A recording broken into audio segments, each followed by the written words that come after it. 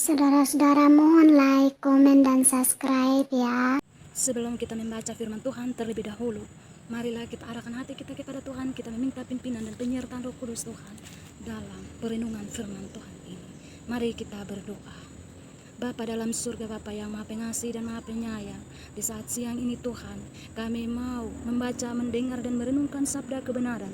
Kiranya Tuhan, curahkan Roh Kudus-Mu dalam hati dan pikiran kami, mampukan kami untuk menyampaikan, mendengarkan, merenungkan, serta melakukan kebenaran firman-Mu. Berfirmanlah bagi kami ya Tuhan, berfirmanlah bagi kami, sebab kami sudah siap mendengar. Dalam nama Tuhan Yesus, pada firman yang hidup ini, kami berdoa dan berserah diri kepada Bapa di sorga. Amin. Saudaraku yang dikasihi di dalam Tuhan kita Yesus Kristus, di saat ini marilah kita membaca firman Tuhan yang menjadi renungan kita saat ini, yang terambil di Wahyu 2 ayat yang ke-8 sampai pada ayat yang ke-11. Demikian bunyi firman Tuhan. Lembaga Alkitab Indonesia memberi judul, kepada jemaat di Smyrna. Dan tuliskanlah kepada malaikat jemaat di Smyrna, inilah firman dari yang awal dan yang akhir, yang telah mati dan hidup kembali. Aku tahu kesusahanmu dan kemiskinanmu, namun engkau kaya, dan fitnah mereka yang menyebut dirinya orang Yahudi, tetapi yang sebenarnya tidak demikian. Sebaliknya mereka adalah jemaat iblis. Jangan takut terhadap apa yang harus engkau derita. Sesungguhnya iblis akan melemparkan beberapa orang dari antaramu ke dalam penjara, supaya kamu dicobai, dan kamu akan beroleh kesusahan selama 10 hari.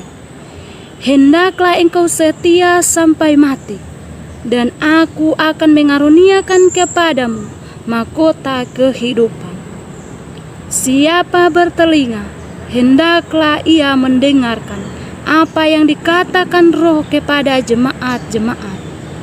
Barang siapa menang, ia tidak akan menderita apa-apa oleh kematian yang kedua.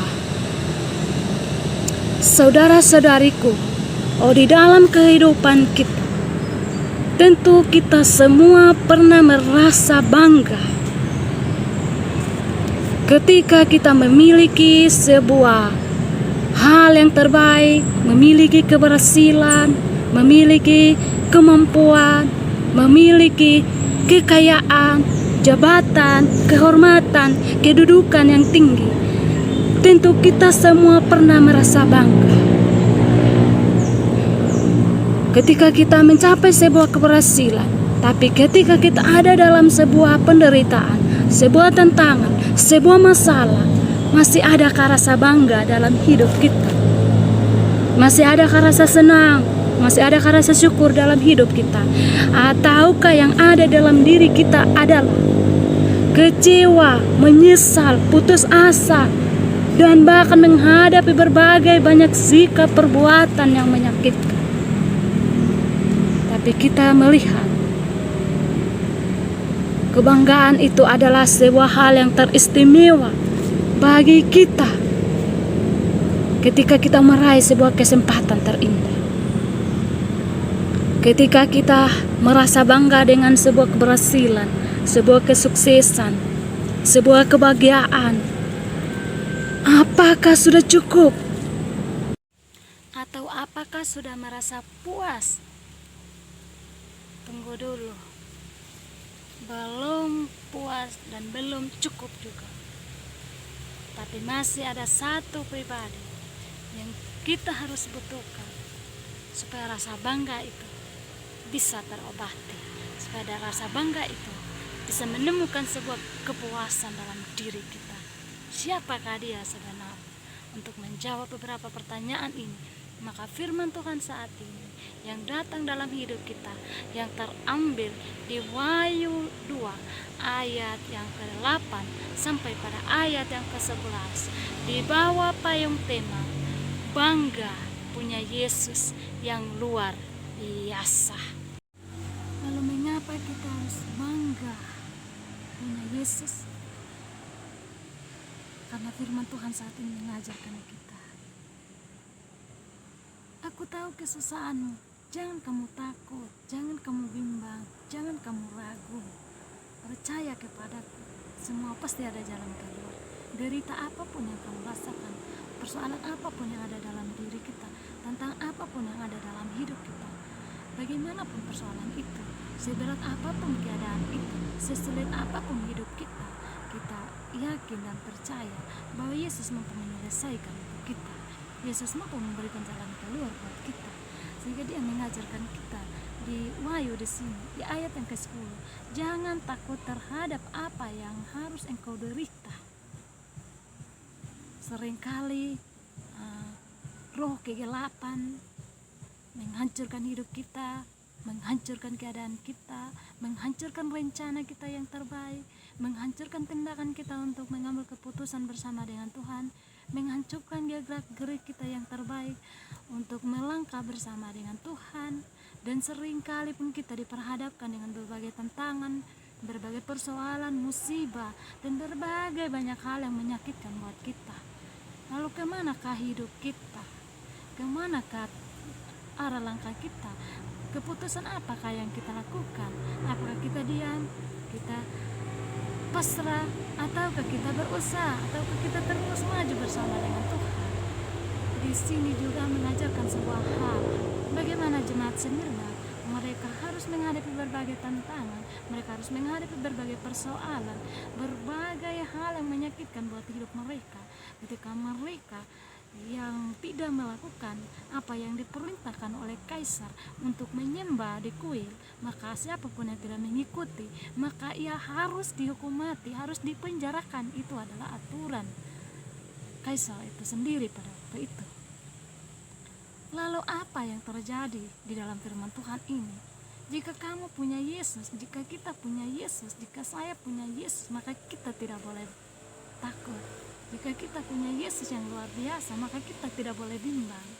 Apapun tantangannya, kita dipenjara oleh dunia, dihancurkan oleh dunia, tapi kita percaya bahwa bersama Tuhan ada jalan keluar yang terbaik.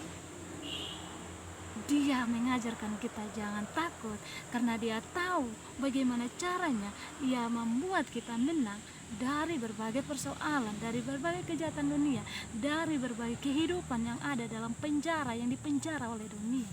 Kita akan dipenjara oleh dunia. Yang pertama dipenjara oleh teknologi, dipenjara oleh sikap dan kelakuan, dipenjara oleh berbagai banyak situasi yang menyakitkan, yang mengecewakan, yang ujung membuat kita menyesal, membuat kita meninggalkan Tuhan, membuat kita jauh dari Tuhan. Tapi di saat ini, kesempatan ini, Tuhan mengajarkan kita tidak boleh takut. Marilah melalui kesempatan ini, kita tidak boleh takut.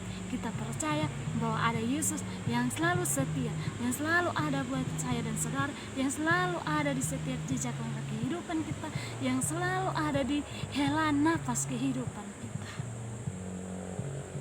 Percaya Tuhan ada dalam suka, dalam duka kita, dalam kesedihan, dalam pergumulan, dalam kesusahan, dalam keletihan.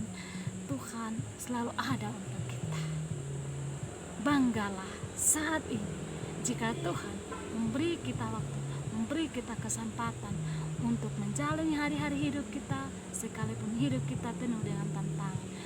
Tapi percaya di balik itu semua, Tuhan Yesus akan mengukir kehidupan kita, di mana hidup kita yang tidak seindah dengan apa yang kita rasakan, tapi akan diukirnya begitu indah, sesuai dengan pemandangan yang terbaik, sesuai dengan harapan dan cita-cita kita. Dan melalui kesempatan ini, mengapa Tuhan mengajarkan kita bahwa kita harus bangga punya Yesus yang luar biasa. Yang kedua, sini firman-Nya mengajarkan kita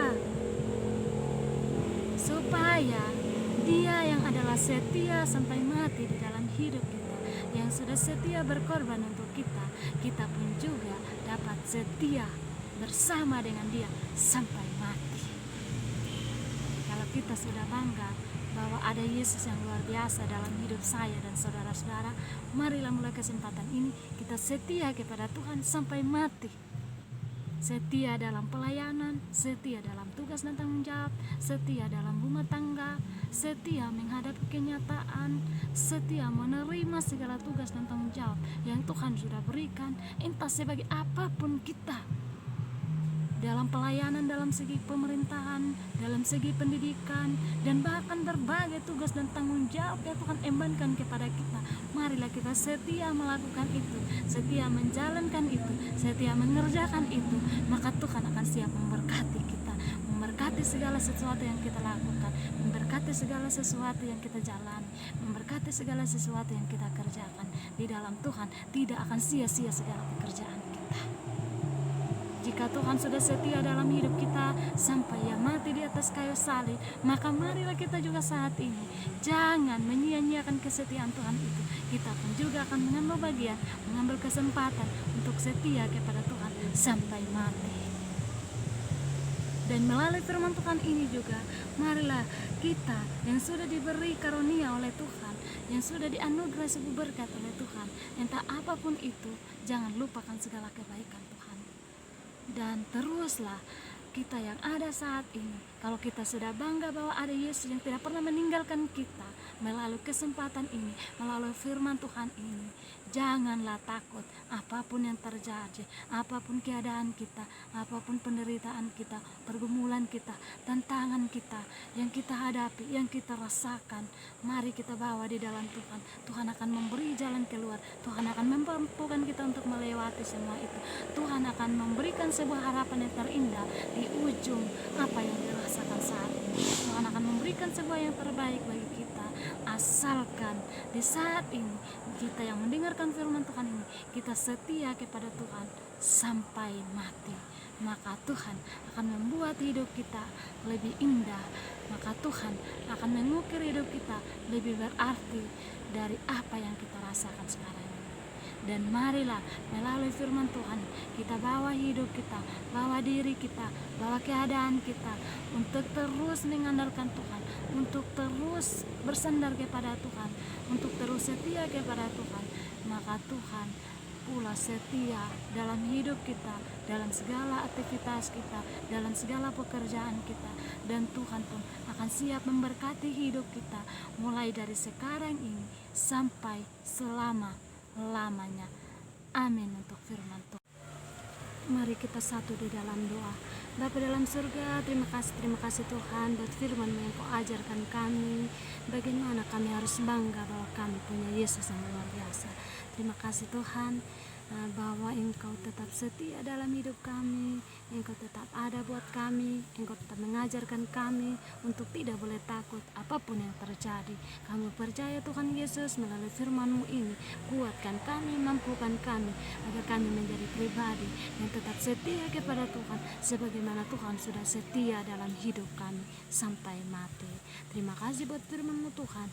Dalam nama Tuhan Yesus kami berdoa dan berserah diri kepada Bapa di sorga. Amin.